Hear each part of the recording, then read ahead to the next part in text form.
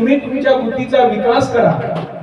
बुद्धं शरणं गच्छामि, आपण इथे आलो बुद्धांच्या प्रतिमेसमोर वंदना घेतली। वंदना आणि प्रार्थना यामधला फरक आहे। वंदना म्हणजे त्या गुणाचं वर्णन करणे, तसं गुणवान होण्यासाठी तुम्ही तयार राहणे। प्रार्थनेमध्ये काय करणे की देवा तू माझा भला कर, जेव्हा फुरसत मिळेल तेव्हा कर, या जन्मात नको पुढच्या जन्मात कर, पण तू करशील तेच होईल।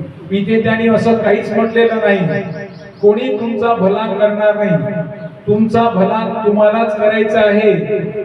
मी फक्त तुम्हाला ही दिशा देतोय, त्या दिशेने जाण्यासाठी तुम्हाला तुमची बुद्धी हवी आहे। त्या बुद्धीला विकसित करायचं काम तुमचं आहे। तुमच्या बुद्धीला विकसित कोणी करणार नाही। एवढी बुद्धीला विकसित करा, एवढ्या बुद्धीला विकसित करा की तुमची बुद्धीची चौठिकाणी वावाकी झाली आहे। म्हणून एकच पुत्र जन्माला आला। हजारो वर्षाची मानसिक गुलामीत असलेले आम्ही या देशातली त्या मानसिक गुलामीतून मुक्त करण्याचं काम फक्त बुद्धीच्या मापनावर केलं। आपण खूपशे विद्वान पाहिले, विद्वान आणि बुद्धिमानामध्ये फरक आहे।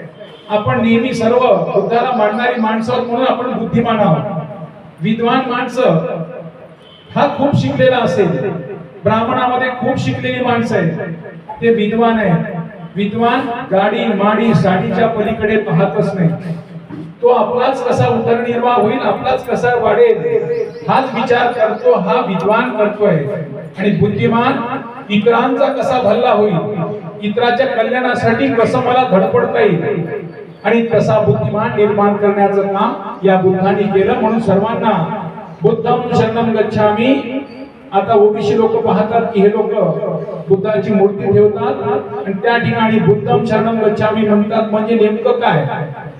म्हणजे बुद्धं शरणं गच्छामि म्हणतात म्हणजे यांचा बुद्धीचा विकास झाला का? म्हणजे यापूर्वी हे जे लोक होती ते देवळात येत होती, देवळात देव देत नव्हतो, देवाची वाट पाहत होती आणि तो देव त्यांना भला करेल अशी त्यांची आशा होती। या लोकांनी पूर्ण देवाला फेकूनच दिलं। आता देव सोडून हे बुद्धांसमोर बसतात आणि बुद्धांसमोर बसून काय म्हणतात की बुद्धं शरणं गच्छामि, म्हणजे अशी बुद्धी विकसित होऊ दे ज्या बुद्धीने माझाही कल्याण होईल, इतरांचंही कल्याण होईल। आपली बुद्धी कशी असली पाहिजे? ऊसासारखी। ऊस माहिती आहे सर्वांना, कुठे खा गोड